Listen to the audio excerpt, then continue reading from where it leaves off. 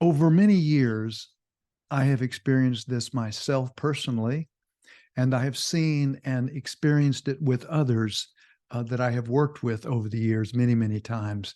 And what I'm talking about is that when our heart finds those few special written lines that those written lines speak it. In other words, they speak our whereabouts, they speak our context, they speak our deeper feelings, even with more articulation than sometimes we have been able to express it.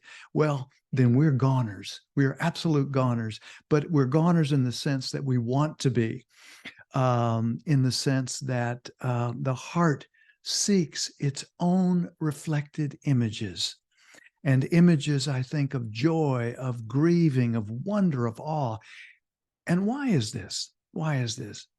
Well, as I was thinking this morning, perhaps it's community, that feeling of kinship. Perhaps it's a kind of solace, particularly for those more difficult feelings that we have. Or maybe it's some version of all these yearnings together.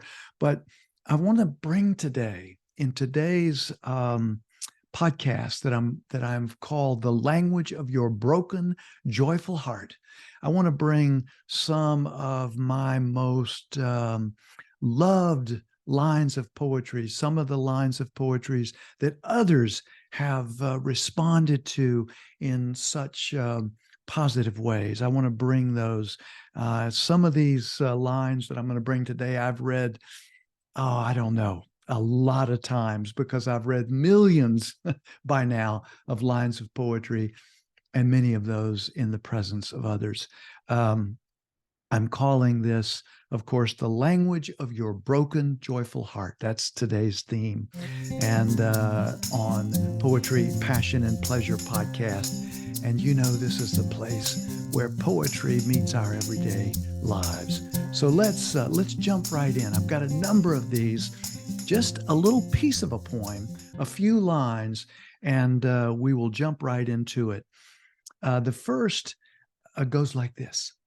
Tell a wise person, or else keep silent.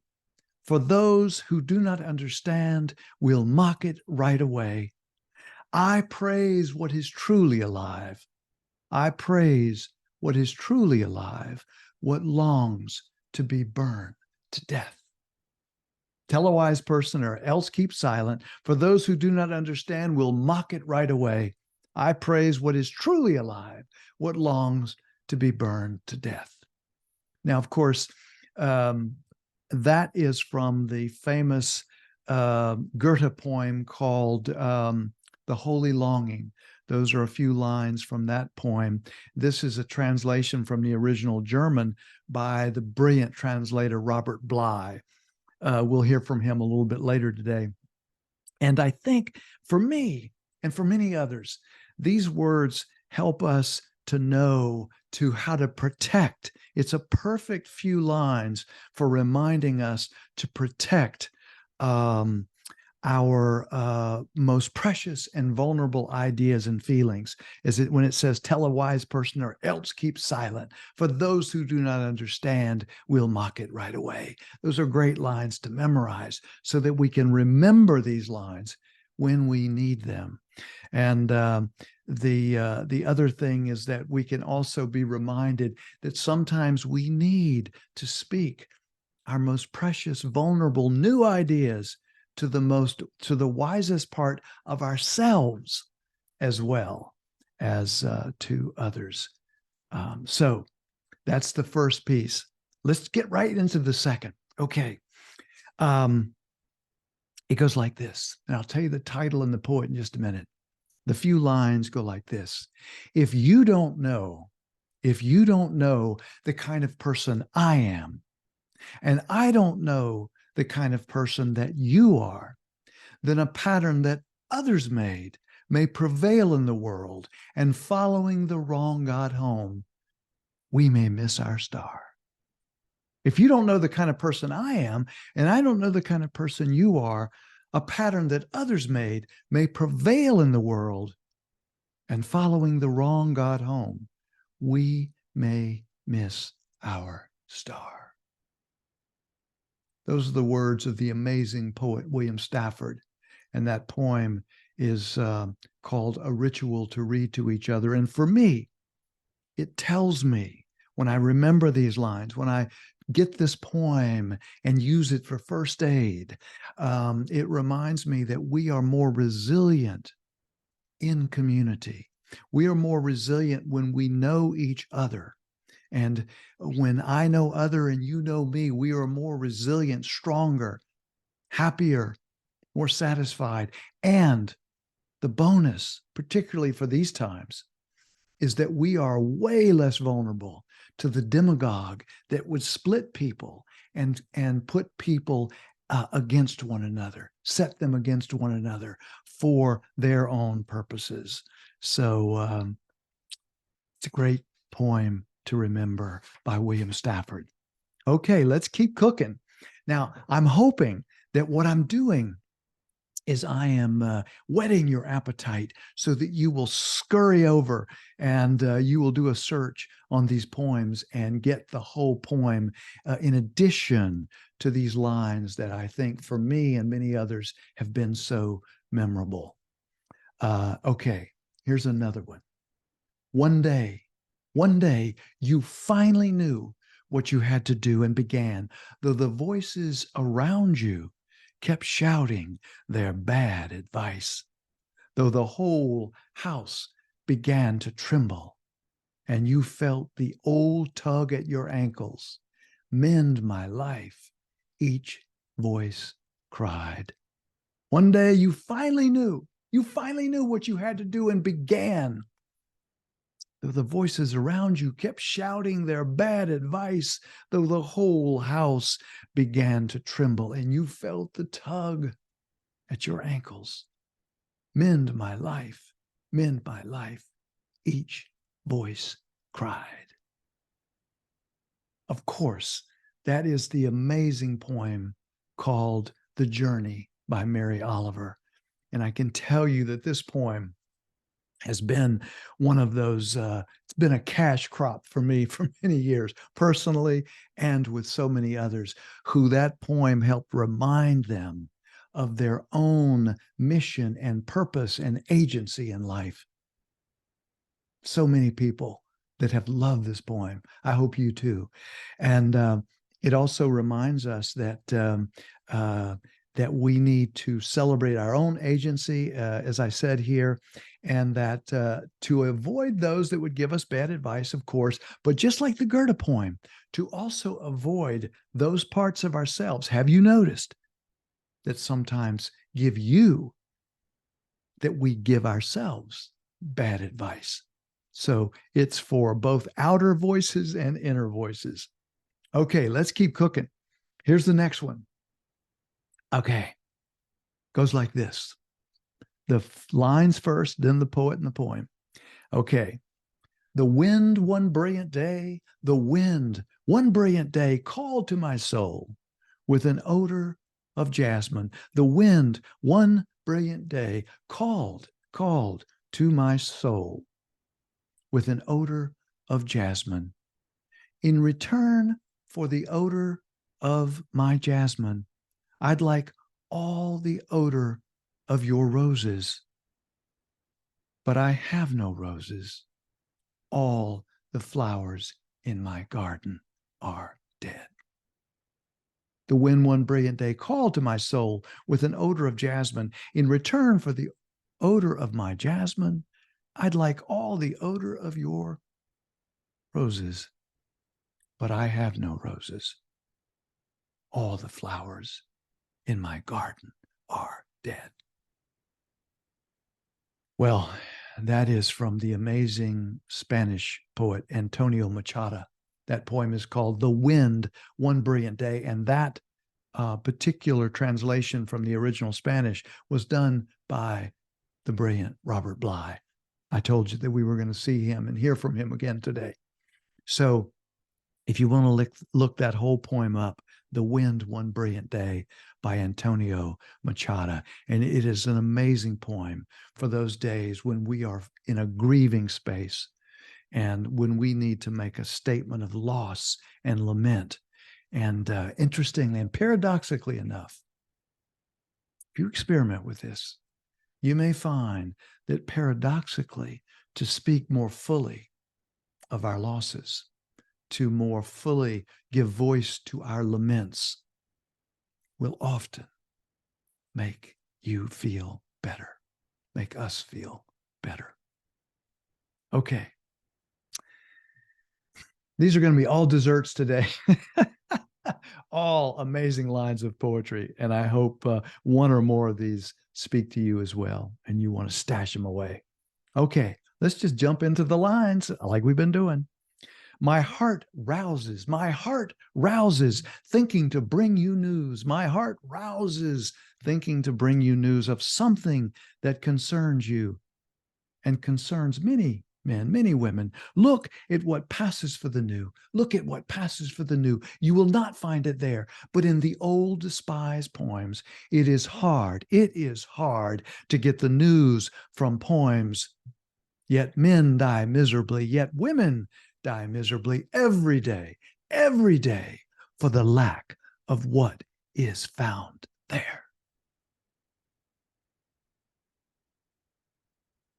It is hard to get the news from poems, yet men die miserably, yet women die miserably every day, for the lack of what is found there.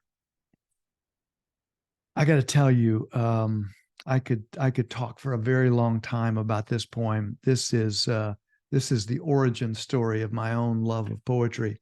I first heard that poem close to around 30 years ago now, when I fell in love, smitten so bad by poetry, and I just it gave me that inkling, and it took me a long time to think that there was any seriousness in that, because I originally thought, how could anyone say that about poetry? Because like so many others, I had marginalized poetry as though it was some special rarefied thing. But then it got me. These lines and many, many other lines like the ones I'm saying today got me. And I realized that poems are just good stories without the boring parts. They're amazing ways to have the heart be reflected in language, to see ourselves kindred in an other person's words. And the feeling that we're talking about is so pleasurable. It's so amazing. We feel so, we feel like we actually belong, or at least that's the possibility. Okay, let's keep going. Did I say, I'm sorry if I didn't say, that was those lines, my heart rouses thinking to bring you news. That is from a fairly long poem called Asphodel, that greeny flower. Asphodel, that greeny flower. And the poet is William Carlos Williams. Okay, check that out. The whole poem, it's wonderful. Okay, so our next piece. Let's change gears here. It is possible that I am pushing through solid rock. It's possible that I am pushing through solid rock in flint-like layers. As the ore lies alone, I am such a long way in, I see no way through and no space. Everything is close to my face, and everything close to my face is stone. It's possible I'm pushing. It is possible I'm pushing through solid rock in flint-like layers. As the ore lies alone, I am such a long way in, I see no way through and no space. Everything is close to my face, and everything close to my face is stone, is stone. That is none other than the amazing German poet Rilke. And that is translated again by Robert Bly. That's our third one. Was a brilliant translator. He's no longer with us on this plane, but his work travels on, Robert Bly. But this is the Rilke poem that is so amazing, called Solid Rock by Rainier Maria Rilke. And I think, to me, sometimes to speak the raw truth of our most difficult feelings. This poem for me is a description of depression, one of the best I've ever heard. And again, when we speak our heart, when we reflect our heart as it actually feels, oftentimes paradoxically, it shifts us into a better state, a lighter state. To speak it fully, even the most difficult, like this poem. Everything is close to my face, and everything close to my face is stone. And that's how depression can often feel. Okay, one last few lines of poems. And again, I hope I've piqued your interest in these poems, the full poem. Okay, this is the starting lines from a poem, and it goes like this. One of my favorites from all time, and a favorite of many people I've worked with. Stand still. Stand still. The trees ahead and the bushes beside you are not lost. Wherever you are is a place called here, and you must treat it as a powerful stranger. Seek to know it and to be known. Stand still. The trees ahead and the bushes beside you are not lost. Wherever you are is called here, and you must treat it as a powerful stranger. You must treat it as a powerful stranger, must ask permission to know it and be known. And be known. I have been working in this on this podcast for some time now about our human relationship with what we call the natural world. Of course, we are nature. There is no such thing as out there environment. We are nature. And this poem helps us realize the sentience in the natural world, or again, what we call the natural world. These trees are not lost. These bushes are not lost. Wherever you are is a place called here. That poem is called Lost, L-O-S-T, Lost, by the amazing poet David Wagner. Look that poem up. You'll find that it's not a very long poem. That's the start of it I just gave you.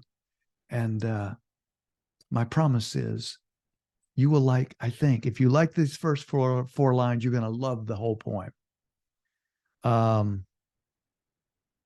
And because we are nature, we are healed in more natural settings. Trees, rivers, mountains, they're all living, sentient beings. My idea is let's work with that understanding for a while, because the other understanding of us being separate from, dominating, alienated from nature is not working out so well. Have you noticed? Have you noticed? Okay, so the language of your broken, joyful heart. That's what we've been talking about today. And that is a wrap. I hope I have piqued your interest, and more importantly, gain your heart's attention, sending you off to find these poems. Of course, let me know in the comments. If you're having a hard time finding any of these poems, let me know. I'll see to it that you find the poem. And again, as I say, that is a wrap for today. And I hope some of these lines have spoken and interested and healed and piqued the interest of your heart and your mind as well, of course. Okay, thanks again for listening. Thanks so much for your listening ear. Take good care of yourself. And until next time and next poems, please, please take good care of yourself, and if you can, someone else.